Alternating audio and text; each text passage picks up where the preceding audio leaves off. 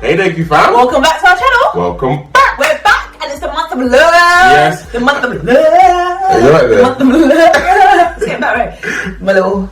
Anyways, yeah. Yeah, so it's a month of love because we have a marketing event called Valentine's Day that sits right in the middle. And this is the point in time where people start to question, will I ever find love? Oh my God. Oh, I'm single. Where's my babe? Yeah. Guys, you need to be content in the season that you're at because people are rushing into the next season and then their eyes are not wide open because they don't consider the extent of what marriage actually brings. Yeah, and maybe people are not sharing, like married couples are actually not sharing what marriage is about, but we're about to give you the tea, we're about to give you the real, we're going to share our struggles, aren't we, babes, to encourage you guys in singlehood to actually not rush into the season. So this month we're starting a series called Marriage is Overrated, and this video is giving you the reasons why marriage is overrated. So guys, if you subscribe, thank you, we love you. If you're not subscribed, I'm not sure about I love you, no, we still love you, but it'd be great if you could subscribe. So the first reason marriage is overrated is because marriage does not make you happy. How many people go into marriage searching for happiness? It's like, oh, this person will validate me. This person will make me happy. This person will... No, I don't actually believe that. Because what people tend to do when they're single, they look at a married couple, look at them happy and be like, wait, I am single and sad and I'm not happy. They are married and look happy and therefore I must be in that situation in order to be happy. But the institution of marriage itself actually doesn't make you happy. You don't just leave from the altar and then you're promised a life of happiness. No, you're actually promised a life of troubles and a life of, you know, being concerned about the affairs of your partner. But the institution itself, it doesn't make you happy. And I think for us, like the first year, it's like, oh my gosh, this is so happy, this is so, you know, whatever, I'm living with my best friend. But the more time you spend with someone, the more frustrating they get, and then the real you comes out. And if you're not a happy person from the inside, that's what's going to come out into the relationship. But the only difference now is that you're in a marriage and you're in a relationship and you still feel that loneliness, you still feel isolated, you still feel unappreciated, and yet it's even worse because now your partner has expectations, and then you're having to deal with the things or the insecurities that you have, and it's really difficult to handle yourself whilst being in a relationship. Yeah, because sometimes I'm like, babe, I'm just going through stuff, like just leave me. And how can I say that to someone that's in my own house? Yeah, like I just need a year out. I just need a moment, babes. Like, you know what I mean? You can't do that. Like, he has his expectations, he has his requirements, he wants to be there for me, but he doesn't know how to because he doesn't actually make me happy. I don't want to take ownership of the fact that it's not him and it's me. You're trying to deal with all that while do life, while do marriage. You feel under pressure because you're like, I'm not being the wife that I'm meant to be. So all of these things is like... So what we've realized is that the source of happiness comes from within. It doesn't come from the external things. Your partner can contribute towards your happiness, but the person cannot fully fulfill you in every particular way. So you need to make sure that you go with your eyes wide open and not have so much expectation, unrealistic expectation, while you're in your marriage. Exactly. And imagine me just dumping my baggage on you. Imagine you just being the source of my joy. How much pressure is that for you? It's a lot of pressure. It's nice being in this marriage knowing that Gabes makes Gabes happy. He's got his own internal, you know, joy. And then I make myself happy. I have my own internal joy. And then we bring the overflow of that into each other rather than it being, you know, a pure expectation from the other person. Make me happy. Because even when Gabes is down sometimes, I feel like, ooh, this is heavy, like how am I meant to carry that? And that's only moments. But imagine that being the whole relationship. And the same vice versa. Nah, guys. Mate, it's beautiful when you and your partner are both joyful already and you both love yourselves and then you bring that into the relationship. Definitely. Marriage does not make us happy. Another reason marriage is overrated is because it's hard work. Guys, I think for me, like, oh my gosh. You had a lot of work to do, didn't you? No. I just didn't know marriage was going to be this much hard work. And if you've got my personality type where you're just kind of chilled, go with things the flow, just happen. not being intentional. All of that. And then you come into a marriage and you're like, whoa, I've got to fight to make this work. Do you know what I mean? If I just go with the flow, I'll be flowing out the window, out the door, out of the marriage.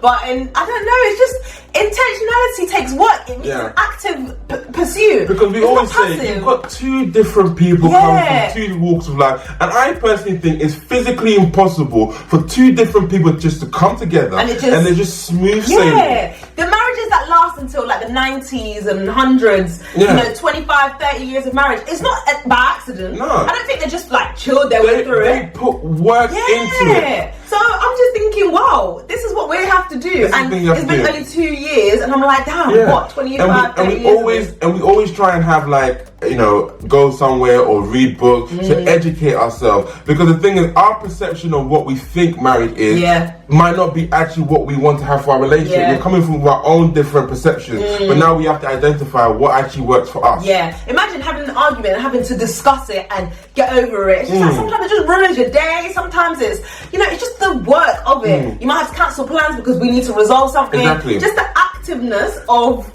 marriage is real. It's definitely real. And the one lesson that, you know, I've learned is that you have to die. Yes. Marriage is sacrificial. Daily. You've got to think about the other person. You can't be always thinking about yourself. And, I always have moments where I'm like, I'm just going to think about myself. Do you know what? I'm going to say how I feel and I'm going to mean it. And I'm going to say it, and it just hurts so hard, doesn't it? It does. And it's like, you just abuse me. You say things as well. I don't think you realise. Oh my god, your mouth is so sharp. Seriously, really? Who did I learn it from? And you're so blunt. No. When we attract to each other because of that, because I'm like, I like your bluntness. It's nice. You know, you tell me you're beautiful straight away. But now it's like the negative stuff, and it's like, whoo, that can sit on you for a long time. And you have to. It's just work to even get over those things. To choose to just put on love, to forgive. When you don't feel like putting on love, and you have to do it for the sake of your marriage. It is difficult. How many times do I say, babe, I'm tired, I can't talk about this right now, I'm just done, it's just long, like, let's just, it's hard. It's hard. But like, you've got a working mindset. I keep striving for our relationship. Thank God for him in this relationship. Yeah, otherwise, hey, where would you be, fam? Back with mommy. Another reason marriage is overrated, and this is my favorite one, I'm telling you, like, everything is a discussion. Everything. I can't even like decide what water I want to buy because we have to discuss it. I don't like that. I like English. Oh my gosh. The thing is, in a marriage. Well, in our marriage anyway. In our marriage. See, the thing is, when Anna makes a decision, a stupid one, it affects me. So we have to be able to talk things through.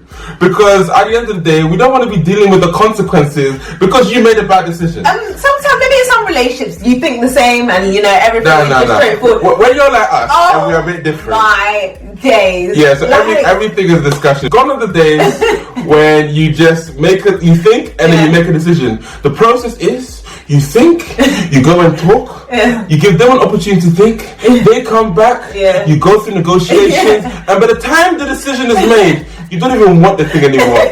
I don't even want it. Just take it. This process has been too long. Literally, and now we're doing YouTube.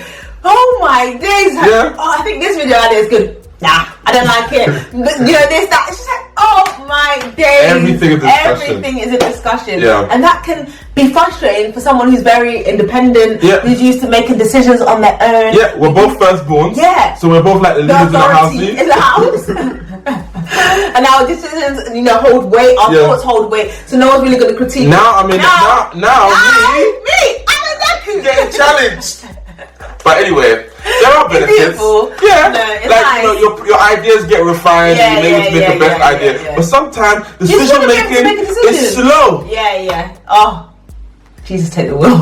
Another reason marriage is overrated is because it's a distraction. Oh my gosh, there's so many times I'm like, oh yeah, I'll come home, I'll do work from home, while Gabes is there, you know, preparing or doing what he needs to do. We just have so much to talk about. So much to talk about. This is especially for people who have a good, happy relationship, who actually enjoy each other's company. Because the thing is, like, there's work to be done, and then there's chilling and hanging with like your best friend. And then what do? You pick your best friend. Oh my days. And it's so frustrating for us because we want to persevere. We want to, you know, progress in life. But then we're here just being distracted by each other. We're like, what are we doing? Having fun, just dancing to Afrobeat, going out for dinner, and then where's the work? Where is the work? Literally, I feel like we didn't work hard enough before we met each other. Because if I knew it was going to be this distracting in marriage, that I would have gone even further on my own. So it's like singles. do what you gotta do now, because it'll give you a head start for when you're married and you'll have room to maybe. So you're already in smooth sailing because we're still in our 20s and we're in the process of going through that transition of progressing to managers in a few years or whatever. So this is the time and a crucial time to really press on. But now we're here, we're just I'm going home to my husband and we're going to, snuggle and watch Netflix. No, it's a distraction. But also from a biblical standpoint, it does say in the Bible that a married person is distracted by the affairs of their partner. Definitely. I'm trying to do my quiet time sometimes. And I'm like, and he's like, where's my dinner? Stop praying. Pray later. Man is hungry. And it's so annoying. It's like before I used to do quiet time for like 5 hours. It was a whole day. Don't lie. Don't lie. Stop trying to act like you're holy for the people then, okay? Babe, anyway, I know me when I was single. Where were you? Fantastic. Anyway, so I was there spending time with my Bible. It was so good. Sometimes I put worship music on and I was just worshiping, and then you come into the living room and you'll be like, oh, so I was thinking yesterday. And it's like, in the middle of worship, do you understand? But it's just a distraction. It distracts you from the affairs of the Lord. I can't remember the last time he read his Bible since he's been married. That's what marriage does. No?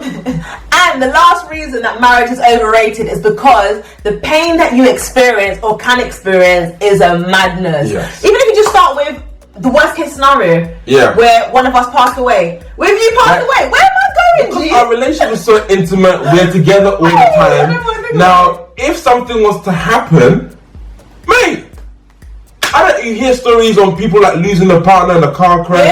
I wouldn't even know what to do. Literally, I don't even know I've got the emotional strength to actually get me through that. And then we think about the day to day. When I'm being vulnerable with Anna, I'm telling her, oh babe, I feel like I'm dealing with this thing, and that very thing I've told her in confidence as my wife, in an argument, she'll bring that thing and go, Basa! Says the one. This is mutual, don't make me have to be the evil one. But you're rich. How can I tell you something and then in the midst of an argument you're gonna just abuse me? It's so weird because you're putting out all your vulnerabilities, all your struggles, all your challenges, your deepest, darkest pain, and then your partner will just be like in an argument. It just comes out sometimes and you're like, oh, I didn't realise. No, you realise. You realise. You know what you're doing, painful.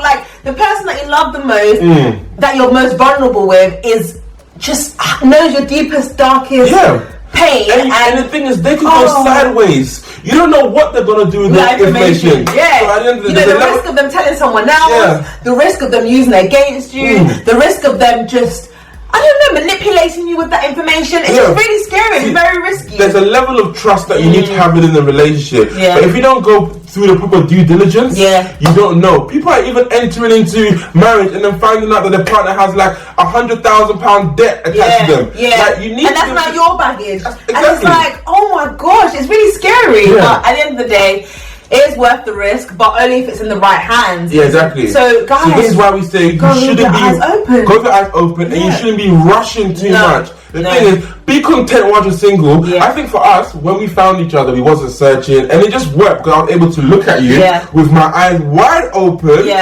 Before I made a decision whether I will allow you into my life. But guys, being in marriage and relationship is a risk, and you do feel much more vulnerable, and it's scary if you're being vulnerable with the wrong person because they will consciously use that against you. And it's like, how is that a joyful marriage? How is that a positive place to be in? It's actually not. So for us, even being in a safe place, it's hard to be vulnerable. So imagine being in an unsafe place, but the requirement is still there for you to be vulnerable. It's not easy. So guys, we're not saying marriage, no one should get married, but we're just saying that you need to go with your eyes wide open and actually consider what you're going to be potentially putting yourself through. It's not something to rush into. It's not something to be like, oh my gosh, I'm so desperate to get married. Because no good decision is made when you're desperate for something. Literally. So guys, hope you enjoyed the video. Make sure to comment, like, and subscribe, and we'll see you in the next one. See you guys. Bye. Peace.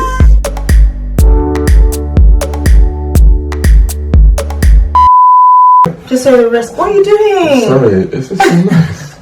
It's so nice.